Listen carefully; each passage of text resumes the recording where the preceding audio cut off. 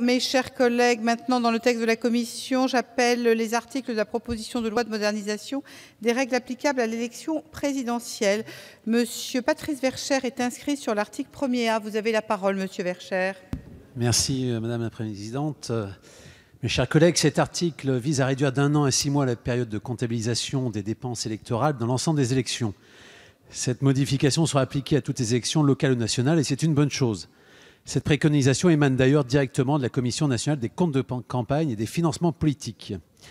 Nous pouvons donc être que satisfaits de cet amendement. Cependant, force est de constater qu'il y a d'autres problèmes soulevés par la Commission des comptes de campagne ou par les candidats aux diverses élections locales ou nationales qui ne sont pas encore réglés et pourtant ont leur importance. Il en va notamment du visa des comptes de campagne par un expert comptable. En effet, pour les petits candidats qui ont peu de moyens, le visa des comptes de campagne par un expert comptable représente une dépense importante.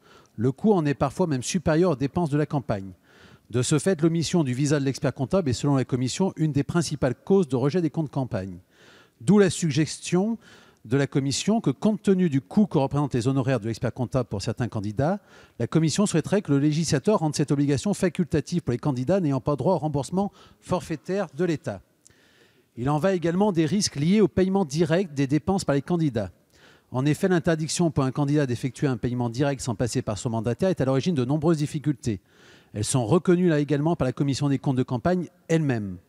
La Commission constate ainsi qu'un candidat est souvent obligé de payer des dépenses sur place, cas des consommations dans un café lors d'une réunion électorale. Or, il ne peut pas toujours être accompagné par son mandataire financier muni du carnet de chèques. Pour remédier à cette difficulté, la Commission suggère de procéder à des paiements par carte bancaire. Je rajouterai que l'on pourrait faciliter sur des sommes dérisoires le paiement directement en liquide par le candidat. Il en va également de la nécessaire instauration de modalités d'appel pour les candidats. En effet, les candidats devraient pouvoir interjeter appel contre les avis de la Commission avant leur transmission au Conseil constitutionnel afin qu'ils puissent expliquer ou se justifier.